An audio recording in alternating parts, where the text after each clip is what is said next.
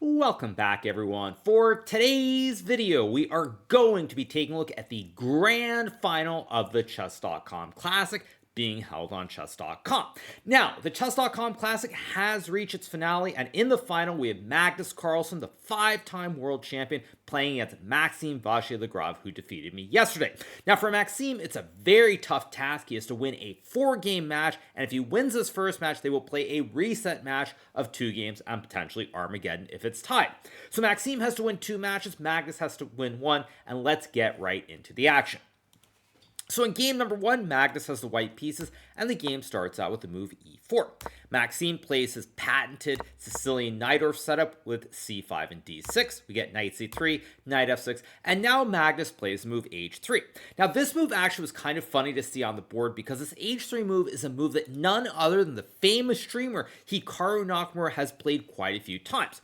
Now the irony, of course, is that I played this against Maxime all the way back, I believe, in 2015 in a Grand Chess Tour event in Leuven against Maxime. I might have the year wrong, but I was one of the first innovators to play this move h3.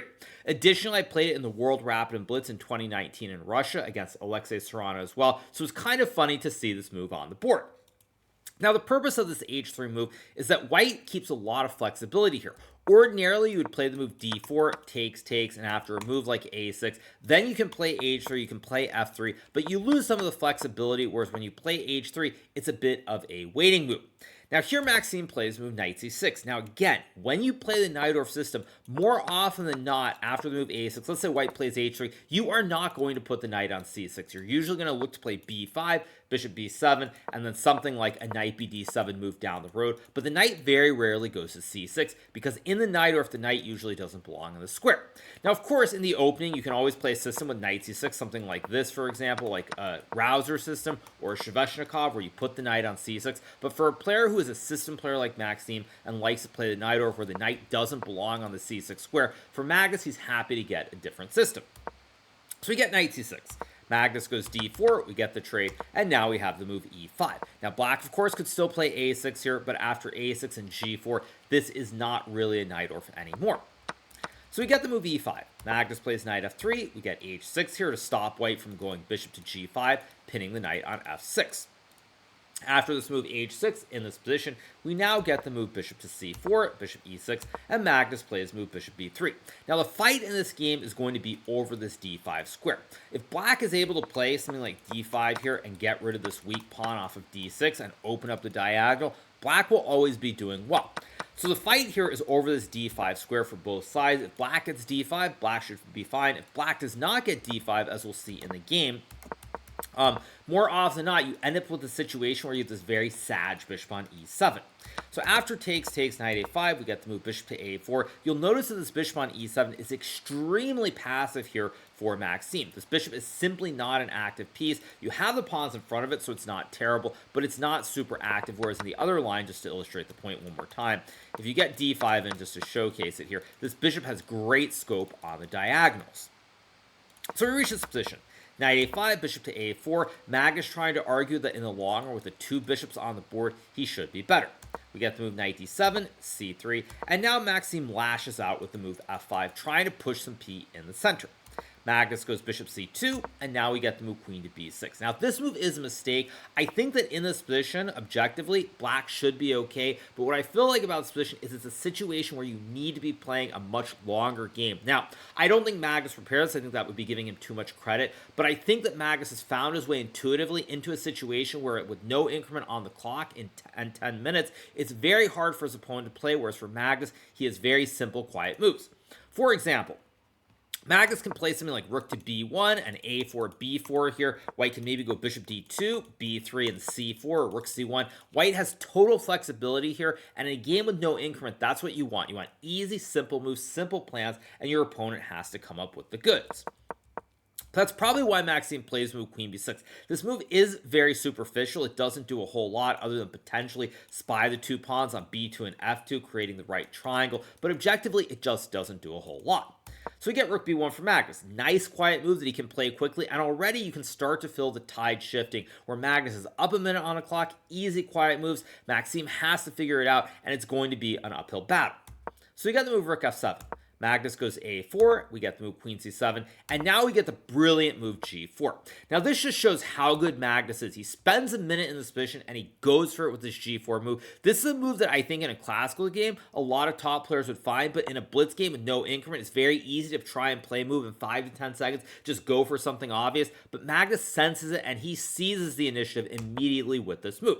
Now you're probably thinking, what is this g4 move? In all your speedrun videos, you're like, don't push the pawns in front of the king, don't weaken the king. You never want to push anything on these 3 files. But chess is a game of exceptions, and this is a perfect example where because white has the bishop on the diagonal and the potential for a double A battery, this move is simply brilliant. Additionally, it creates a lot of weakness here in the center because after we get pawn takes pawn and pawn takes, black can no longer play for this e4 move. White controls this diagonal and it's very difficult. Now what I meant by that, I realized because I went through that a little bit quickly, is that if white were to play a move like g3, just to illustrate, at some point black can try to go e4 and knight to e5, create some oxygen for the knight where it has a lot of squares. But additionally, when you look at the bishop on c2, it is walled in by the pawn chain. The bishop does not have any scope. When Magnus goes for the move g4, we get the move pawn takes g4. Now the knight can't jump to the center because white controls the square. You have no pawn to support it. And here already, it's a very, very dicey situation. Now, Maxime plays the move rook cf8, and this is a double question mark move after which there is no hope of coming back. Already, though, frankly, I think it's very hard to play. Computer wants knight f8, which is a very passive move. Rook f8 looks much more human to stack the towers, whereas knight f8, where's the knight going? It's not going to e6, obviously. It's not going to g6. Bishop covers the square. It's just a very strange move to play. Now, having said that, after knight f8, computer says after, I think, king g2 and like b6, white is only slightly better here, frankly. After a move like bishop to f5, let's say rook to e8, and maybe queen c2. I still think objectively, with white being able to develop the bishop, maybe go rook h1 and g5, it still is very tough to play, and I think Magnus would have won this game anyway.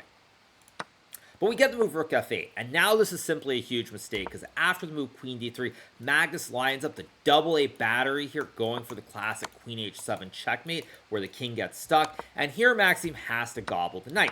Now if Maxime were to play knight f6, trying to stop queen to h7 here, now white can go g5. If you play the move e4, white will sack the rook with rook takes pawn, and after takes, this threat of queen h7 and checkmate is simply inevitable. White is going to win the game.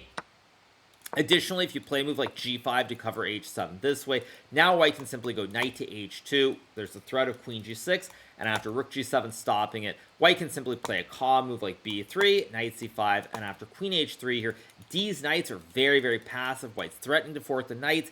h6 is weak. Even if you get a position like rook f6 and white doesn't have b4, even this is really good for white. After, say, knight d7 and bishop f5, white controls all the squares, so you've got this awesome light square bishop. The knight is on the rim. It's very, very dim, and white is just overwhelmingly better.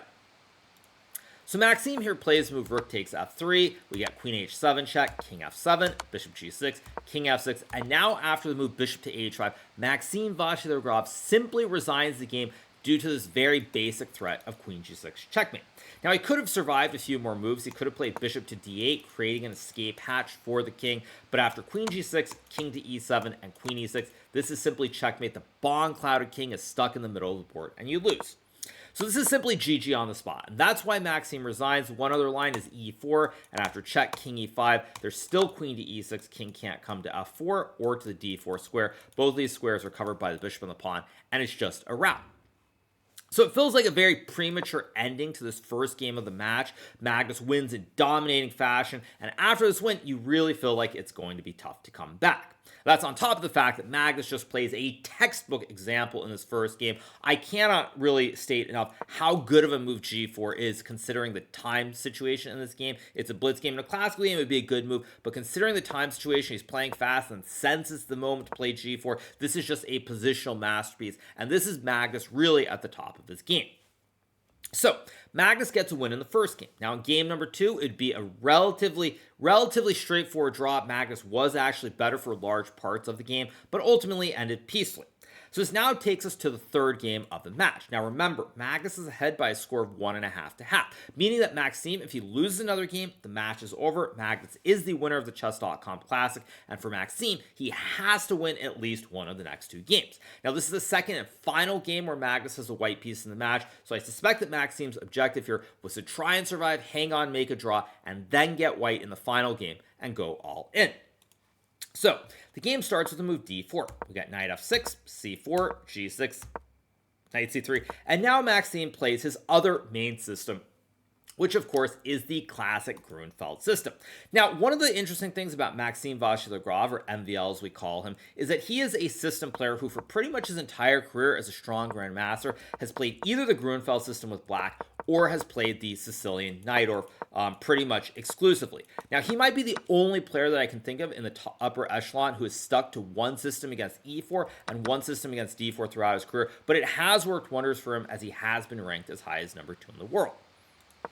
So we get the Grunfeld. Here we get knight f3, bishop g7, takes e4, takes c5, and now Magnus plays the move bishop b5. We get knight to c6, castles, and we get the move bishop to e3, reinforcing this pawn on d4. Here Maxime plays bishop g4, and now we get the move d5, knight to e5, and Magnus plays bishop e2. Of course, you do not take the horse here on e5, because after bishop takes d1, you've done a Botez gambit, and you resign. Now, another thing I want to point out is this is straight out of my speedrun videos, which most of you have probably watched, and I mentioned how in chess, the most common theme that you're going to see, especially at the beginner level, is the idea of the pin. Whether it's this initial pin with the bishop pinning the knight here, or this bishop on g4 pinning the knight, the pin of a bishop of a knight is easily the most common theme you're going to see. Now, another thing I mentioned in the speedrun videos, speaking of patterns, is how a lot of times when there's a bishop trying to pin this knight, you want to break the pin by going bishop to e2, and Magnus, in fact, follows this idea by moving his bishop from b5. So now we get knight takes f3, takes, bishop c3, and here Magnus plays the move rook b1. We get the move b6 here. Black can't really hang on to the extra pawn. If you play queen d7, you lose this one. It's just not possible to hang on both the pawns when you combine it with the fact that the bishop's on c3. So we get the move b6. Magnus takes the pawn here. If black were to capture the bishop, then you would lose your bishop. So we get rook c8, bishop to a3, and now we have the move queen d7.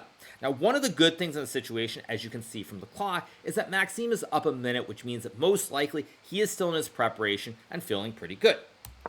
We get rook c1, bishop to e5, Magnus plays g3, and now we get the move rook takes, and this great move f5. Now, Maxime is playing this perfectly. He has played this textbook. Computer says this is equal. It should be a draw. But at the end of the day, Maxime is playing against Magnus, and we know that when you're playing against Magnus Carlsen, bad things do sometimes happen due to the classic Magnus effect. So even though Maxime has played perfectly, you still feel like Magnus might get chances. He's got the great bishop on the diagonal. He has the rook on the open file here, the c file. So there is a touch of pressure to the human eye.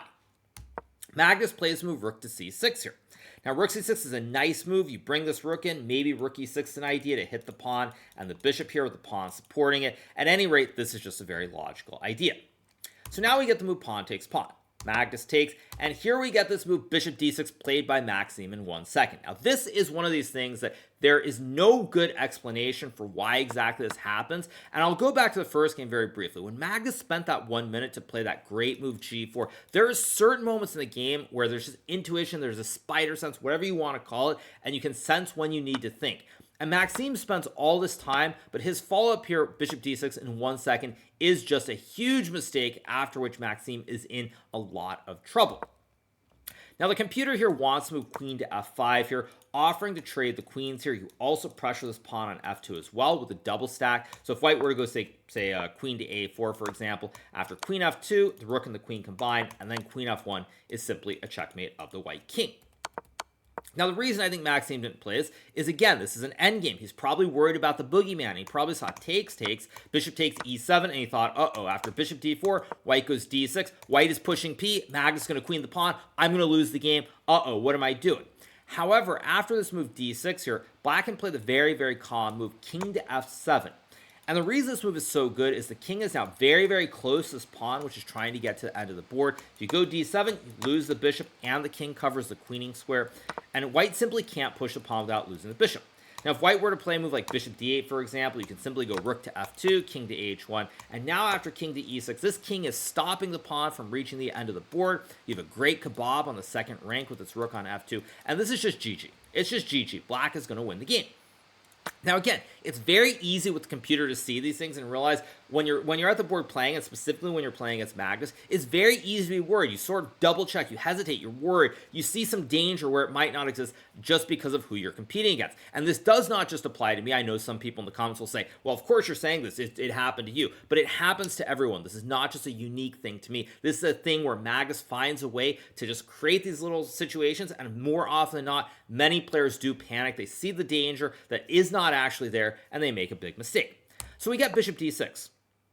Magnus trades, and now we get to move h4 here. And the main reason this is so bad for black is that you have this permanent weakness, this pawn on d6. You can't really start pushing the pawns here. If you could somehow get a situation where your pawns start rolling on the queen side, you have threats to create a passed pawn. You can try to attack the pawn on f2, and black is worse, but it's probably not the end of the world. But the big issue here is that you can't really do that in the situation. So if you go a5, you lose the pawn on b6. If you go b5, at the very least, I think white can go rook to a6. And now all of the pawns here, a7 and d6, are very weak. There's even queen b4 to hit this one on b5. And this rook is just an amazing piece on a6. So the fact that black can't easily push the pawns here and use this majority on the queen side, combined with the secondary weakness of the pawn on d6, as well as the fact that the rook controls this open lane on the c file, means that it is going to be a very tough task to defend. So here we get to move rook to e8. Now this is Maxime, I think, just panicking here. He knows he's messed up, he knows he's in danger, and he tries to simplify into a rook and pawn endgame, which he hopes will be a draw.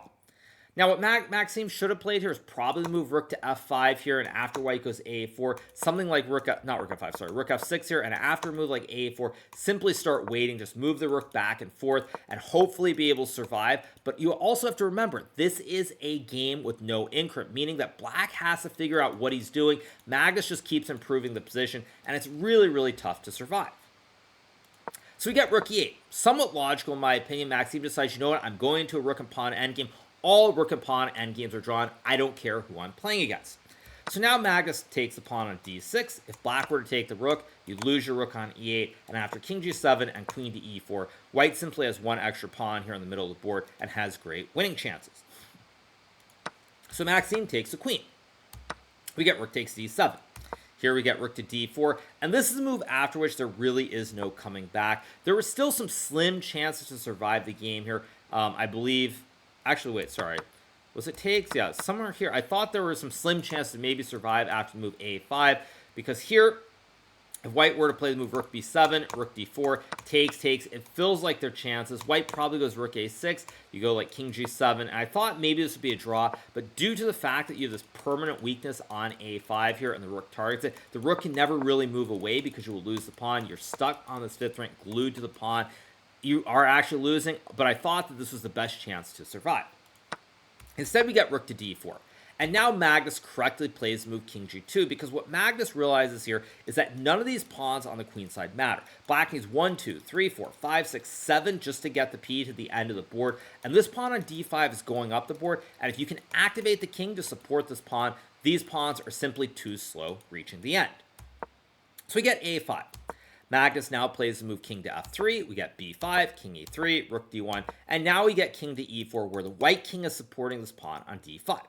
Maxime plays rook d2, and now we get the move a3. Magnus preserves his pawn, but what Magnus really understands is that these pawns are irrelevant. These pawns cannot become passed pawns. They will not reach the end of the board, and this d pawn is only 3 squares from queening, and it is going to decide the game, and nothing else actually matters except escorting this pawn and promoting it to a queen. So now we get the move rook takes f2. Magnus plays rook to b7, and here we get the move b4.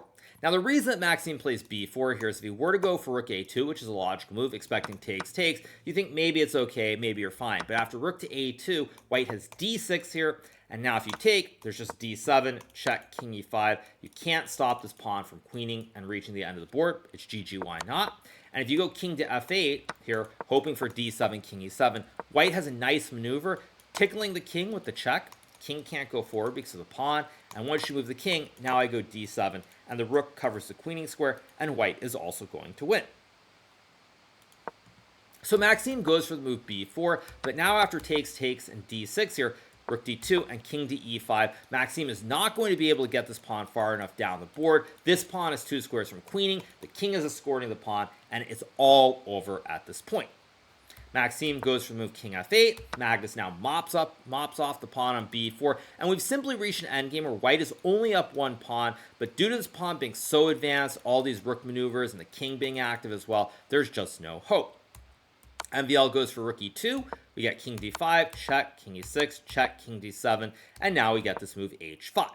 At this point, we've reached a situation where we effectively have a rook and pawn versus rook endgame. Mainly, what I mentioned here is very advanced, but when you reach this position, you'll notice that these pawns are very irrelevant.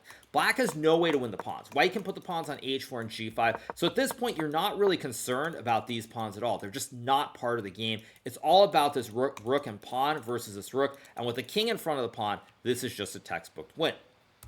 So we get h5. Magnus goes king to d8, we get rook to e3, and now we get the move d7. Now, there are many ways to win here for white. If you're thinking about a rook and pawn endgame, I'll just set this up very briefly so you guys can see it. Not rook f4, sorry, I moved the rook over. Just to set up the textbook, this is the textbook one, which is winning, where basically you build the bridge, you walk the king all the way back. If black checks, you go here, build the bridge, queen the pawn, as the king is 2 rows apart. And if black plays rook d2, you move the rook up 1 square to build the bridge on the 5th rank. And again, this king can never get over. So I was a little bit disappointed to see d7 versus the move rook to f4 here, because this would have been the same thing here, where after takes, again, you simply build this bridge here with here, and now after check here, it's the same situation, and you queen the pawn. But it doesn't really matter. There are 20 ways to do it. Magnus goes d7. We get rook g3. Now we get rook to f4 check, king g7. And here Magnus plays the move rook to d4. It's, of course, not the only way to win, but the rook shields the file. You cannot put the rook to attack the pawn. And now, no matter where you move the rook, I simply scoop my king all the way up. I walk the king back, and now the rook supports the thrust. You have to go back. I queen, takes, extra rook, GG, why not? So, after this move rook to d4, Maxime Vachier-Lagrave resigns the game, and with that, Magnus Carlsen dominates in this match. He was better in all 3 games, doesn't win that second one, but he wins by a final score of 2.5 to half. This means that Magnus is the winner of the Chess.com Classic. He has won both of the Chess Champion Tour events this year as we head into the Esports World Cup, which will be the final event as part of the series happening at the end of July. Now, it's great to see Magnus playing well. One of the big takeaways for me is that objectively, and this is not just to make things up, I was definitely the player who was closest when I played against Magnus. So even though I lost there are a lot of positive takeaways for me overall from this event. But this does show just how good Magnus is and how on your game you have to be in order to compete with him, let alone to beat him.